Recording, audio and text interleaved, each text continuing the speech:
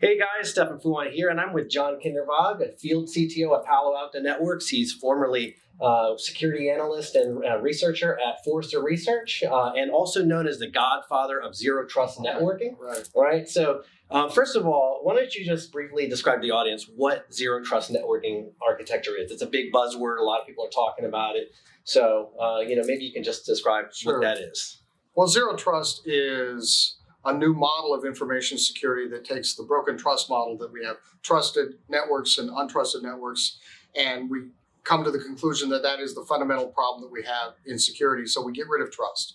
Trust, it turns out, is a vulnerability, and it's also an exploit at the same time. So you're trying to get rid of trust. So the idea of Zero Trust is, how much trust should we have in a digital system? Zero. And then there's architectural things that we can do by applying Zero Trust principles, and we can transform the way networks are built, whether those are on-premise or in private clouds or in public clouds or in SaaS services. So the entire gamut of what IT is, we can solve a lot of the security issues by applying Zero Trust principles to it. And so like a big part of that is this whole model that we've developed over the years, which is we have a trusted network and an untrusted network, and you're sort of saying nothing should be trusted inherently, this way where we used to just allow unfettered access outbound from the firewall.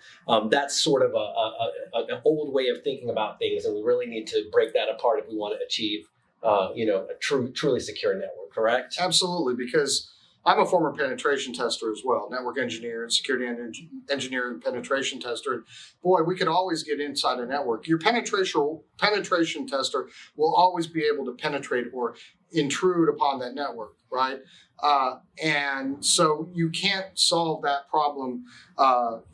You can protect the data that you have or the systems that you have, but you can't keep everybody out because of that broken trust model. So that's the key thing that we're focusing on, is how do we actually have a way to protect the stuff that damages businesses, corporate reputations, and leads to significantly negative outcomes for businesses themselves. Cool. Well, like I said, you've been described as the Godfather. This is something that's been a work of, I guess, passion for you for a really long time. I think you said 11 years.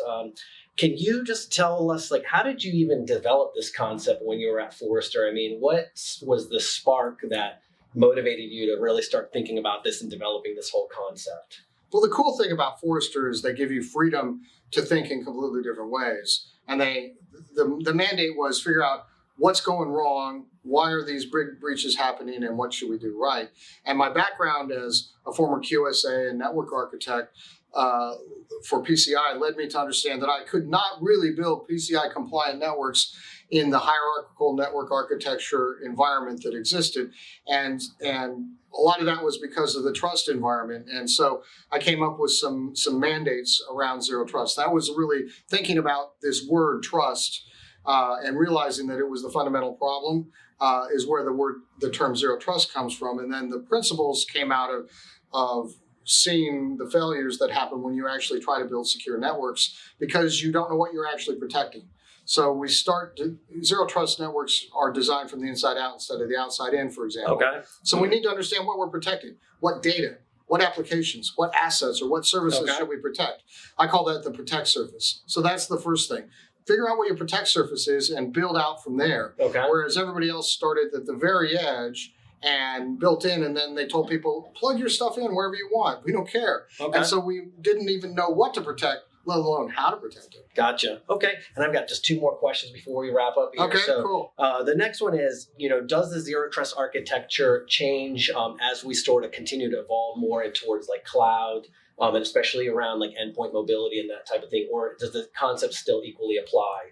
The concepts always apply strategically.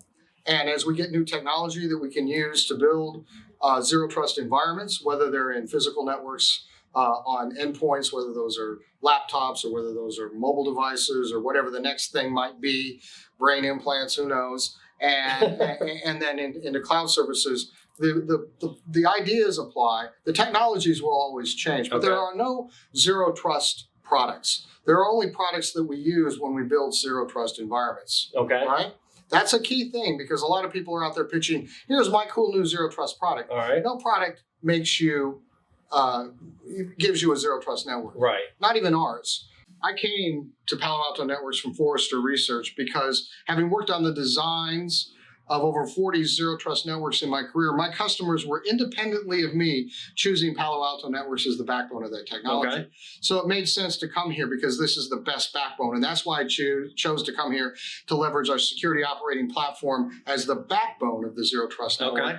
But our platform is not a zero trust product. It is what it is, the security operating platform that can help you make powerful zero trust networks more easily and more cost effectively. So there are no zero trust products, but I did notice that there is a zero trust extended ecosystem, and Palo is listed as like a leader, or they're listed as one of the leaders in that particular. Yeah, and you were mentioning the zero trust extended ecosystem that Forrester is doing, and that's about the ecosystem that you use to build zero trust environments, right?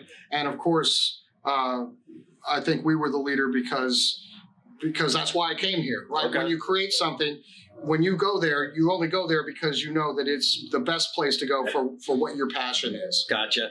And last, before we wrap up here, for the people that maybe want to follow you or just like learn more about zero trust, is there any pointers that you can recommend? And I'll be sure to include some links at the bottom of the video here. Well, we'll have some links for you on some of the stuff that we've created. We're creating more and more content on paloaltonetworks.com. Of course, follow me on Twitter. When I do new things, I'll tweet them out at Kindervag. And then there's a Zero Trust private group on LinkedIn that you can join. We're not that private, really. We seem to allow everybody in. So I don't know what that really means, but there is some content being shared amongst different people who think differently in that. There's lots of different ways to think, but what I'm trying to do is protect stuff and make life safer, protect the digital way of life for our customers. Certainly seems like you're doing that. We really appreciate your time today. If you guys ever get a chance to see John speak, I highly recommend it. And thanks a lot for your time today. Hey, thanks, man. Appreciate it. Thank you. Thanks.